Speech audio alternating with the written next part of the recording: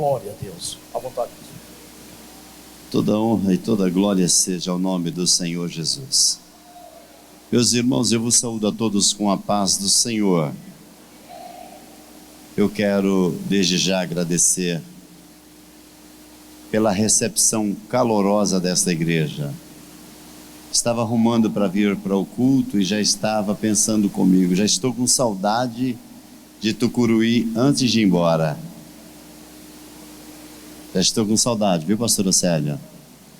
Que igreja maravilhosa, que povo maravilhoso, que povo abençoado, igreja abençoada, que banda maravilhosa cantando, né?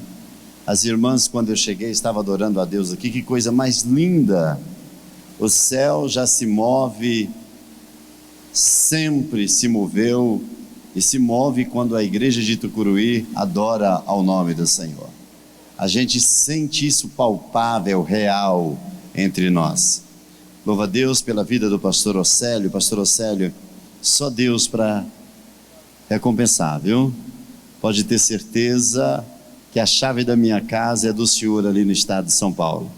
Quando precisar, esteja à vontade. Deus abençoe também o Quarteto Gileade, que tem cooperado conosco por alguns dias, tem viajado aí conosco, tem só 18 para 19 anos, né? Que está, 19 anos, né? Que acompanha-nos pela graça de Deus, sempre onde o pastor Osório está, sempre o Quarteto Gileade também está junto. E eu louvo muito a Deus pela vida deste quarteto, que tem abençoado o povo de Deus por este Brasil.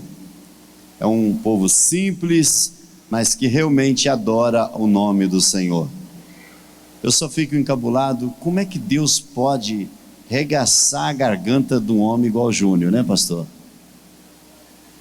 Porque ele não tem mais garganta. Eu acho que ele deve ter alguma coisa ali na goela que faz esse... É incomum, sim ou não, irmãos? É diferente, mas é dom de Deus, né? É dom de Deus. Parabéns, Júnior. Parabéns, Quarteto Gileades. Deus abençoe todos os que nos acompanham, o pastor Marinho, Antônio Marcos Marinho. Meus irmãos, eu quero trazer uma palavra de Deus, que Deus proporcionou ao meu coração em João, evangelho que escreveu João, capítulo de número 18, versículo de número 10. Evangelho que escreveu João, capítulo 18, versículo de número 10. Deus seja louvado, Deus abençoe o nosso sonoplasta, que bênção, que som maravilhoso. Vou levar você no coração, viu? Pregador e cantor é um problema com sonoplasta, e aqui não tem isso, viu, pastor? Graças a Deus, que bênção, maravilha. Os que acharam, digam amém. A minha Bíblia diz assim: então Simão Pedro desembanhou de uma espada e feriu o servo do sumo sacerdote, cortando-lhes a orelha direita. Diga comigo, direita. E o nome do servo era Malco. Deus que em Cristo te abençoe. Assentai-vos no nome de Jesus, se tiver em pé. Se não tiver, Deus te abençoe da mesma forma. Meus amados, nós estamos diante de uma literatura, de uma palavra profética e importante. Eu sempre costumo dizer que a Bíblia, ela sempre, cada momento, cada dia, Deus sempre traz a nós uma revelação. Se amanhã, se o pastor Océlio pegar este mesmo texto, este mesmo capítulo e este mesmo versículo, Deus trará revelação diferenciada em um outro ângulo para a sua igreja. A palavra de Deus, ela é viva, diz aos escritores aos Hebreus, no capítulo 4 e o versículo de número 12, porque a palavra ela é viva e eficaz, mais penetrante do que espada de dois gumes, que vai até a divisão da medula e da alma, e sabe decifrar todas as obras do coração. É interessante a palavra de Deus. E quando eu leio o capítulo 18 do Evangelho de João, eu vou encontrar Jesus e os seus discípulos no monte chamado Monte do Getsemane. E Jesus estava junto com seus discípulos, e a Bíblia nos fala que ele estava em oração. Foi o momento em que Jesus transpirou, suou, até mesmo sangue.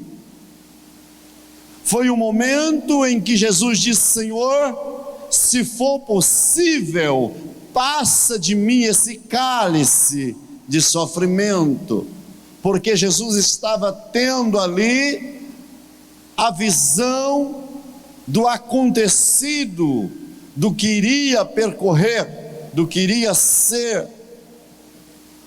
Eu creio piamente, não tenho dúvida, porque a Bíblia me diz, a Bíblia me fala sobre isso, que o Senhor é onisciente, onipresente, onipotente. Tudo isso o Senhor já sabia do que iria passar, mas ele estava naquele momento suplicando ao Pai, ó Deus, Pai, porque ele era homem, estava em carne, em matéria humana. Ele ia sofrer a dor que eu e você sofre quando tropeçamos ou quando caímos. Jesus tinha a mesma dor que nós também temos nos dias atuais. Mas eu não quero me apegar no momento em que Jesus estava orando. Eu quero me apegar no texto em que li com os irmãos sobre o apóstolo Pedro. Percebe que os 3 dias em que preguei aqui, falei muito sobre Pedro. Tenho estudado muito sobre a vida do apóstolo Pedro. E no capítulo 18, o versículo de número 10, nós vamos encontrar quando os soldados romanos, juntamente com os sacerdotes e o servo do sumo sacerdote, o servo do sumo sacerdote, a Bíblia nos conta que Pedro tirou a espada da bainha e feriu o servo do sumo sacerdote. E eu acho muito interessante, sempre gosto e amo meditar sobre isto, que a Bíblia, ela sempre tem o seu conteúdo e todas as suas escritas, todo o seu escrito. Diz o apóstolo Pedro que foi divinamente inspirado por Deus. E o texto descreve a mensagem do capítulo 18, ele descreve com mais intensidade e profundidade. Ele começa dizendo: e Pedro desembainhou ou tirou a espada e feriu o servo do sumo sacerdote. E a Bíblia diz assim: e cortando-lhe a orelha direita. Amados, este texto requer de nós a nossa atenção, requer de nós um pouco voltarmos na história do Antigo Testamento para entendermos, para compreendermos o que a Bíblia está dizendo no capítulo 18 de João. A Bíblia nos conta no livro de Gênesis, capítulo 3 e o versículo de número 15, que Deus faz uma promessa, a promessa mais linda de toda a história que nós possamos entender nesta noite, que haveria de um varão nascer do ventre de uma mulher, e este varão esmagaria a cabeça da serpente. Já havia um projeto, um plano de Deus, já planejado para restituir, para reconstruir novamente a história dos homens, ou reconstruir a história da humanidade. E quando lemos a Bíblia, do livro do Gênesis ao livro do Apocalipse, nós vamos encontrar diversos momentos, Deus, o próprio Deus, falando através de seus profetas, recomendando através dos seus profetas, um reconcílio, uma restituição, um novo recomeço, uma nova história, um novo caminho. Mas os homens sempre, a humanidade, insubordinados, sempre virando as costas para a vontade plena de Deus. Mas já nos 4 evangelhos, no Novo Testamento, nós vamos encontrar quando Jesus é nascido de uma virgem, a nossa irmã Maria, e o seu projeto, o seu decorrer, nos 4 evangelhos, é bem clássico, é bem simples, mas muito profundo. E quando chega aos 33 anos de ministério, 3 anos de ministério, algumas discutem e diz que foi 3 anos e 6 meses, mas durante os seus 3 anos de ministério, Jesus agora está no monte. E aonde Jesus estava, com ele também estava um discípulo chamado Pedro. E Jesus esperava aquele momento ser chegado. E quando aquele momento é chegado, a Bíblia nos revela que Pedro corta a orelha direita do servo do sumo sacerdote. E para entendermos isso, nós precisamos de voltar no Antigo Testamento, lá no livro do Êxodo, capítulo 29, quando o próprio Deus passa para Moisés, chama Moisés e diz: Moisés, separa Arão e seus filhos para exercer, para ser o sacerdote. Eu preciso que agora você separe, porque eu preciso de um sacerdote. E quando você lê o capítulo 29 do livro do Êxodo, permita-me dizer nesta noite que Deus passou para Moisés um ritual para ser feito, ou que seja, passou um cronograma para ser exercido. E lá no capítulo 29, o versículo de número 20, se você ler com bastante atenção, O próprio Deus estava dizendo assim: toma para si um carneiro,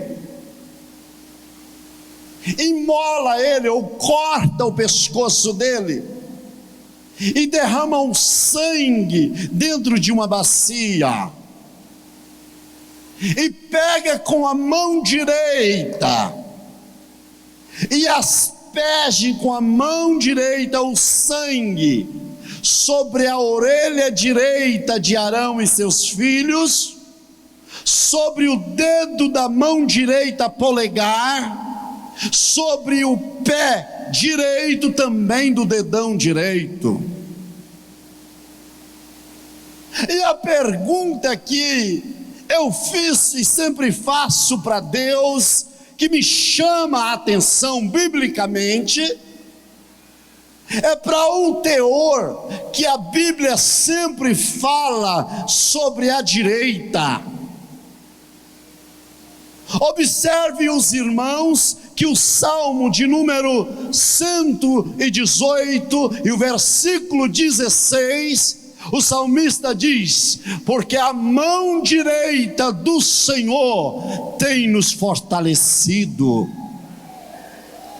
Quando você abre a Bíblia no profeta Isaías 41 e o versículo de número 10, Isaías profetiza dizendo: porque com a sua mão direita nos tem sustentado e tem nos levantado com seu braço forte.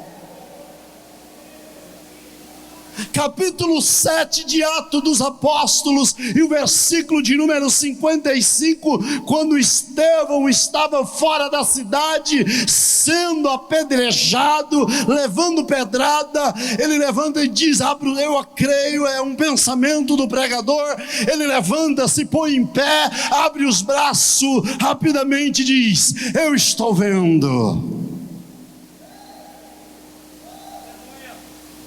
Eu vejo, vê o quê? Eu vejo o céu aberto e o Filho do Homem à sua direita, direita do Deus Pai, Deus Todo-Poderoso. Eu vejo Ele em pé à direita para me receber em pé. Está entendendo, irmãos? Que tudo de Deus, desde o Antigo Testamento até o livro do Apocalipse, capítulo 5, se não me falha a memória agora, versículo 2, diz que viu quando a mão direita entregava o pergaminho. Tudo de Deus está envolvido à direita, à direita, à direita. Se você olhar lá no capítulo 21 de João, Jesus manda lançar a rede à direita do barco. Diga comigo nesta noite, com carinho e respeito para o seu irmão: não queira andar na contramão. Tem que estar na mão certa, tem que ser à direita. Bem, amados, voltando aqui para o texto, percebe que se esse servo do sumo sacerdote era um jovem talentoso, diga comigo, talentoso, era um jovem que estava na faculdade do sacerdote para ser sacerdote. Eles estavam aprendendo sobre as leis. Ele estava aprendendo como era para ser um sacerdote, como era para a prática de um sacerdote. Olhe para mim.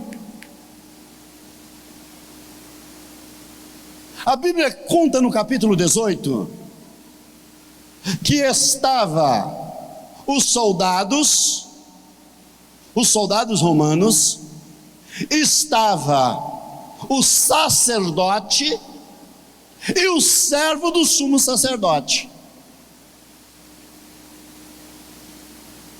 Deixa eu explicar algo interessante para os irmãos. Naquela época, não podia jamais rei algum, poderia ter autoridade mais do que o sacerdote. O sacerdote era o único homem que se apresentava ao santuário, o lugar santo do santo, e apresentava a Deus sacrifício. Olhe para mim com bastante atenção nisso agora.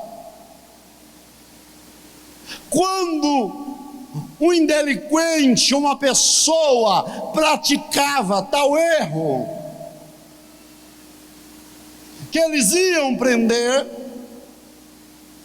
o sacerdote tinha que estar junto. Sabe por quê?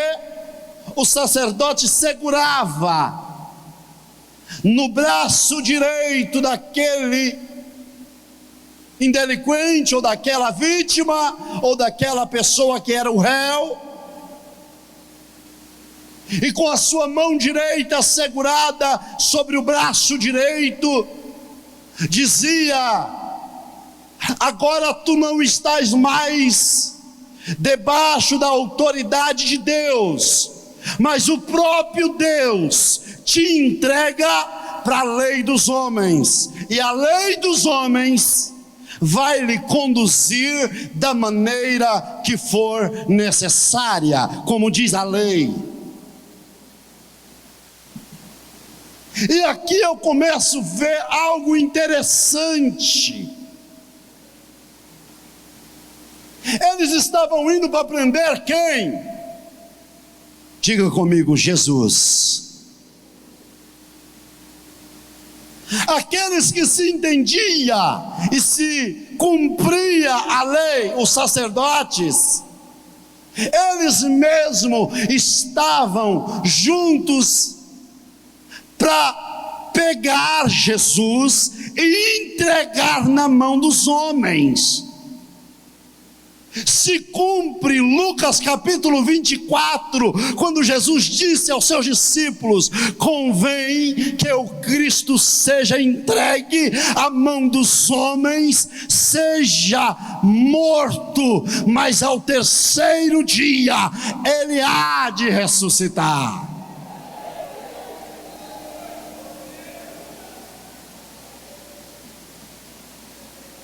Agora, o que nós estamos dentro de um texto que Jesus era o réu. Diga comigo: Jesus estava na qualidade de réu, e estava um estudante para ser sacerdote. E eu quero aqui abrir um parênteses bem claro.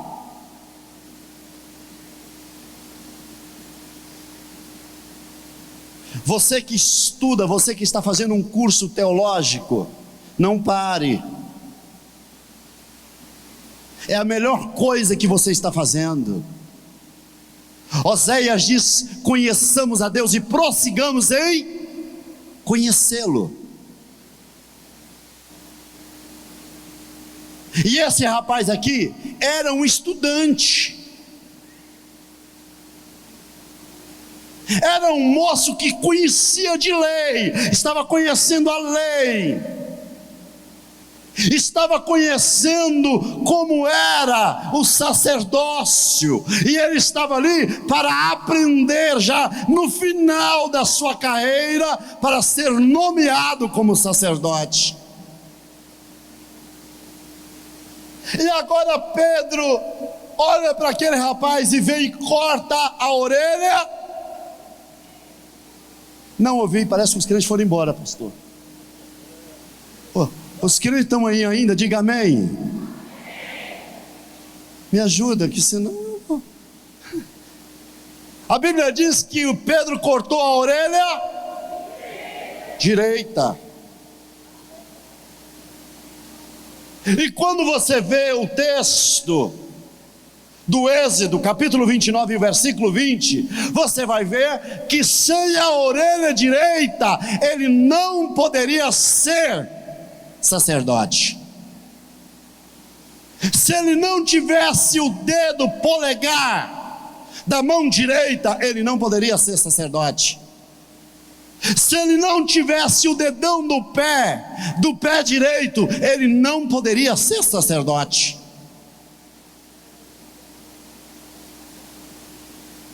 Agora eu quero fazer uma pergunta ignorante. Dizia um professor meu que pergunta burra, tolerância zero. Mas me permita fazer essa pergunta: qual era mais fácil, cortar uma orelha na vertical ou cortar um pescoço na horizontal? Pescoço. Diga comigo, pescoço. Pedro não queria matar o rapaz. Pedro, pastor Océlio, só queria tirar aquele gostinho de final de diploma. 5 anos, 10 anos, 7 anos de estudo, Pedro falou assim: tu leva meu Jesus, mas tu não vai ser sacerdote.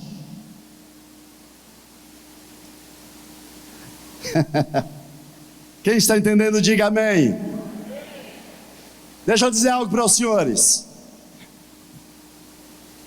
Se você puder me ajudar a pregar por alguns segundos, que eu já estou encerrando. Diga para o seu irmão assim, com um cantinho de olho, e diga assim para ele, com respeito e carinho, diga assim: tem hora. Mais forte assim, crente que jantou, vai. Tem hora que Deus coloca Pedro no nosso caminho.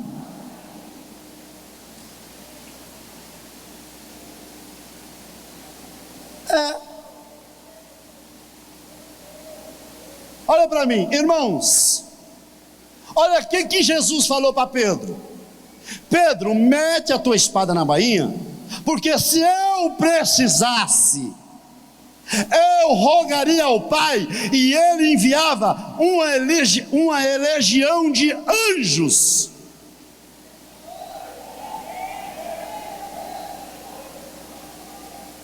Só um anjo destruiu um exército todinho. 2 anjos destruiu a cidade inteira em fogo. Imagina uma legião, meu irmão, o que acontecia? A terra partia no meio. 6.000 anjos.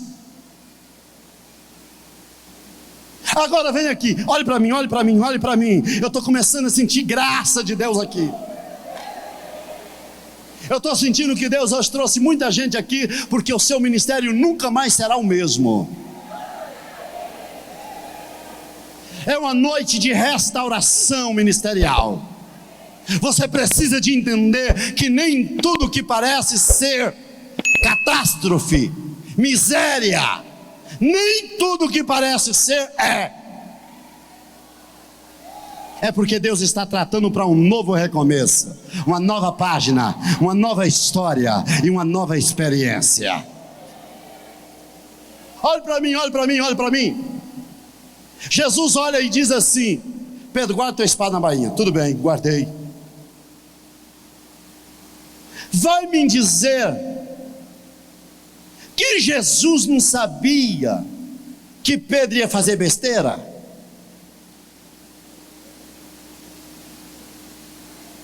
Vai me dizer que Jesus não conhecia quem era Pedro? Irmão, o camarada era sanguinário. Espada naquela época era uma 9mm na cintura, era uma 380, era uma .40. Era arma de matar, era arma de combate. E Pedro andando com Jesus, foi por causa disso que Jesus disse lá em Lucas: Jesus diz: Pedro, quando tu converterdes, vai e diga aos teus irmãos. Mais uma vez comigo, em alto e bom som. Jesus ainda permite Pedro da minha vida.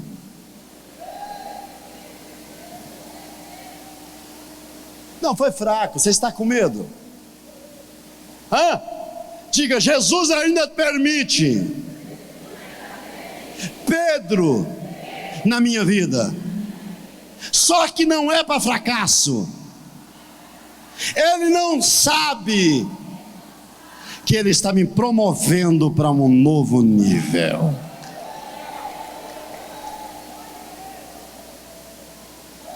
Aí Jesus, Pedro afasta, Jesus olha para o sacerdote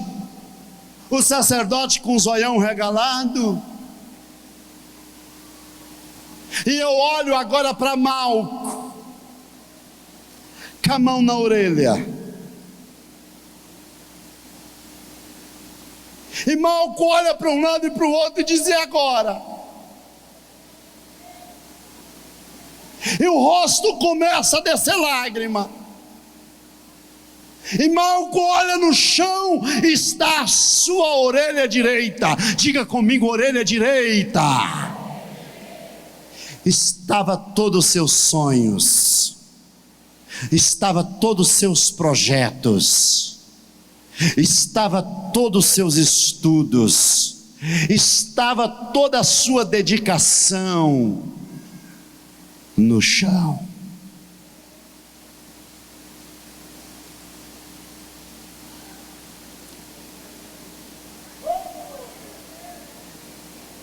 Tem hora que Deus permite o seu nome ir para a lama.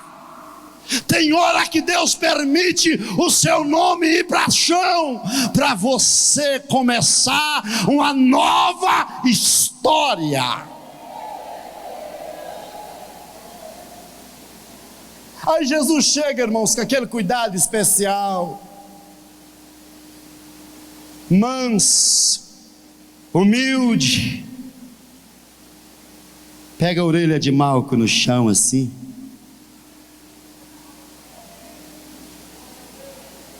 dá uma olhada para a orelha de Malco, olha para ele, Malco chorando,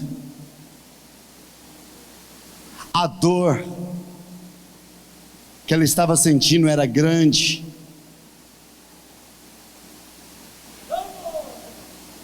Sem palavra,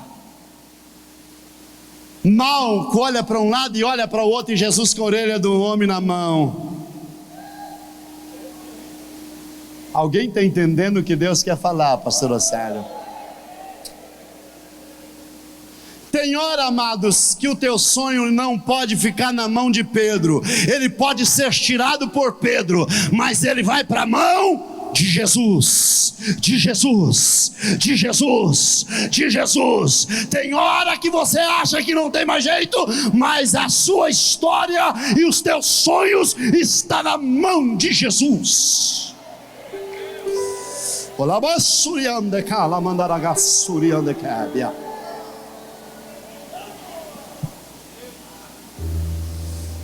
Esta cabia laga suiande candoragas. O teu sonho não pode estar na mão do presidente da república. Os teus sonhos não podem estar na mão do governador ou do empresário mais rico dessa cidade. Os teus sonhos têm que estar na mão de um Deus vivo, de um Deus poderoso. Que Salmo de número 110 e o versículo de número 1, ele diz: assentai à minha direita, porque eu colocarei os teus inimigos como estrado debaixo dos teus pés. É a direita.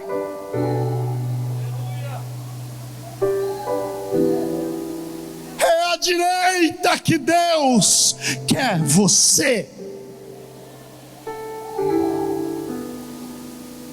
Jesus está segurando na mão. Eu acredito, pastor Océlio, que Jesus já não foi falando, dá licença, meu, tira a mão, meu filho. Não, Jesus não fez isso.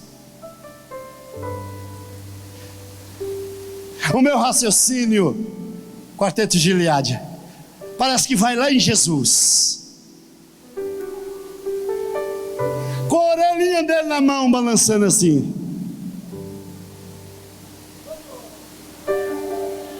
Aí Jesus olha e fala assim: Malco, sabe quantas células tem aqui? Não, Jesus. Deve ter aproximadamente quase 200 milhões de células. Malco, sabe quantas veias tem aqui? Não, Jesus.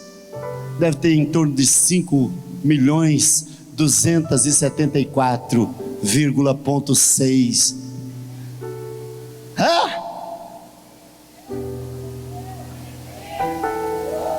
Ele era o fabricante, irmão.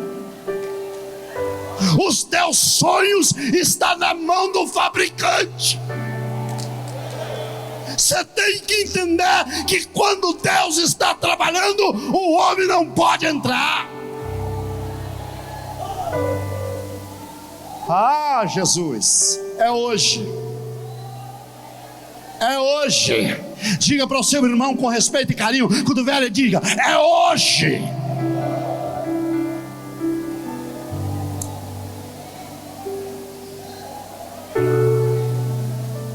Malco. Sim, Senhor. Agora você está humilde, né? Tô, Senhor. O seu nome está no Jornal Popular.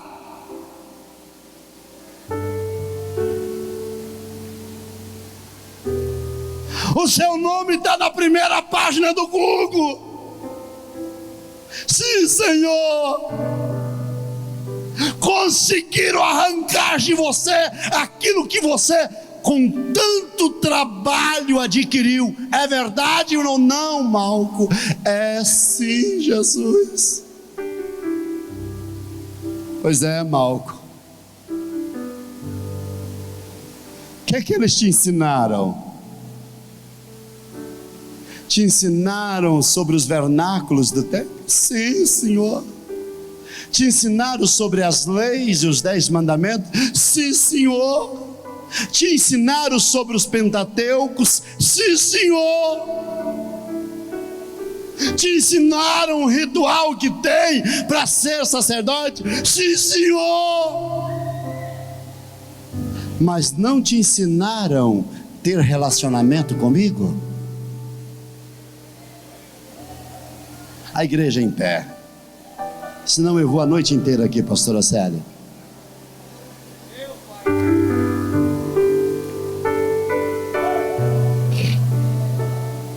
Te ensinaram o hebraico, o aramaico.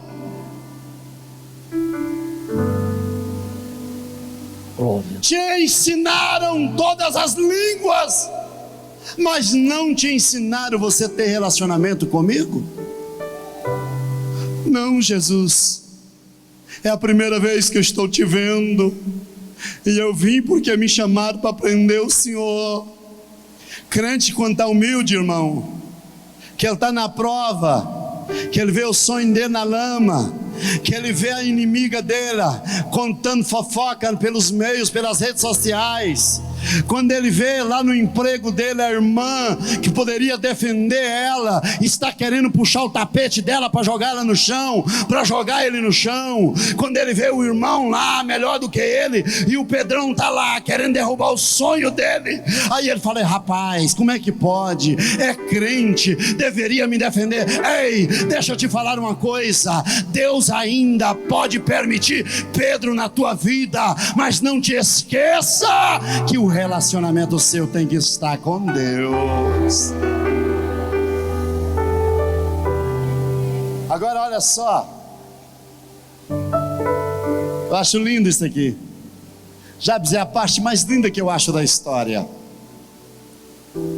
Eu vejo Jesus chegando e dizendo assim: Malco, tira a mão de cima. Está doendo, Jesus. Malco, tira a mão de cima. Eu não suporto, Jesus. Malco, deixa comigo. Jesus, tem dó, eu não dou conta, é dor demais. Tem alguém que está pegando o que Deus está falando aqui agora? Tira a tua mão, tira a tua mão, tira a tua mão do lugar do sonho. Tira a tua mão, tira a tua mão, tira a tua mão. Jesus chegou, Jesus chegou, Jesus chegou. Jesus não chegou para te dar a notícia de tristeza, de fracasso. Tira a tua mão do papel, tira a tua mão da caneta, tira a tua mão, ei, tira a tua mão um pouquinho, afasta um pouquinho, deixa doer, deixa arder, deixa queimar. É necessário para ter uma nova página virada. Diga comigo assim: quer milagre? Não, você disse fraco. Quer milagre? Primeiro, temos que aceitar Pedro na nossa vida. Segundo, temos que aceitar Pedro cortar nossa orelha. Terceiro, temos que aceitar Jesus pegar nossa orelha.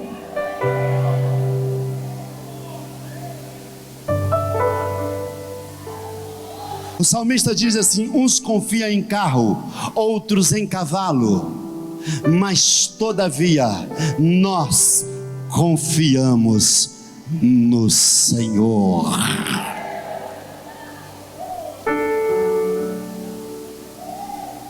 Aí quando o Malco tira a mão, aí Jesus chega. Malco, eles deram conta de ensinar você a falar bonito. Eles deram conta de te ensinar muita coisa, mas eles não deram conta de te ensinar a comunhão comigo e eu com você. Eu vou devolver os teus sonhos. Vai para o mesmo lugarzinho onde estava. Eu vou colar ela no mesmo lugarzinho. E Malco, irmãos, é o mesmo que eu ver Malco quietinho assim, e a orelha de Malco vai pondo no lugar, e Malco vai sentindo aquele gelo e repuxando o couro novamente para o lugar, vai pegando, Jesus segurando, e o sangue corta, paralisa, e de repente ele pega na orelha.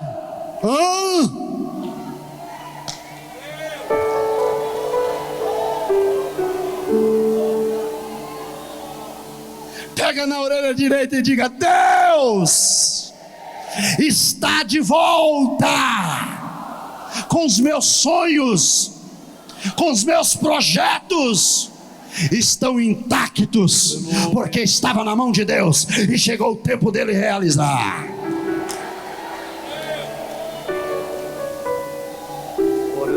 Agora eu quero deduzir o que ele fez. O que Malco fez? Eu acredito que em meio àquela tormenta, pastor, pode chegar. Eu imagino ele assim. A Bíblia não diz, mas eu acredito que ele afastou para trás, cruzou os braços, olhou para o sacerdote e falou: estou fora, viu? Sou seguidor dele agora. Mas ele vai morrer. Não tem problema, mas eu vou andar com ele. Aí parece que eu vejo Malco cantando em 370. Ó meu Senhor, dá-me mais gratidão por tudo que tu fizestes por mim, por tua graça no meu coração e liberdade de estar aos teus pés. Mais grato a ti, mais grato a ti, mais consagrado, ó faz-me, Senhor. mais humilhado e cheio de amor, faz-me mais grato a ti, mais grato a ti. Olha, Malco olhando dentro dos olhos de Jesus agora e cantando. Ó meu Senhor, tu fizestes por mim o que ninguém poderia fazer. De graça deste ao meu coração a santidade, a paz e a fé, gozo celeste,